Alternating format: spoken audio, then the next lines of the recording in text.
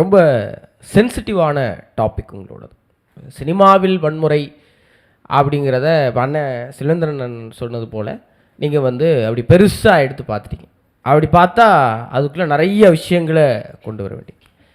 நான் சினிமாவுக்கு போகணும் அப்படின்னு சொன்னப்போ என்கிட்ட எல்லோரும் கேட்டாங்க, ஏன் சினிமாவுக்கு போகணுன்னு விரும்புகிறீங்க என்ன கேட்டப்போ, நான் சின்ன வயசுலேருந்து நிறைய நல்லவைகளை கேட்டு கேட்டு வளர்ந்துருக்கேன்.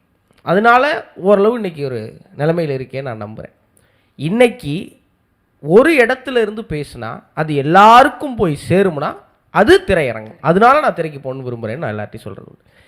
காலந்தொட்டு மனிதர்கள் மானுடர்கள் ஏதோ ஒரு கலை வடிவத்தினால் ஈர்க்கப்பட்டு அது சொல்கிறத கேட்டு, இன்னும் சொல்ல போனால் அதில் இன்ஃப்ளூயன்ஸ் ஆகி தான் இந்த பண்பாடும் கலாச்சாரமே உணர்ந்து.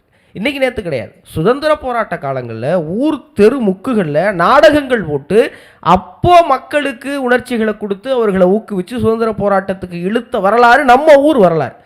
இன்னைக்கு இளைஞர்கள் திரையரங்குக்கு போய் நெல்லை கண்ணனையா சொல்லுவார், திரையரங்கம் கழிப்பறையும் ஒன்று, போனால் போன வேலையை முடிச்சுட்டு கையை கழுவிட்டு வெளியே வந்துடும், எதை எடுத்துகிட்டு வரக்கூடாதுன்னு பாரு.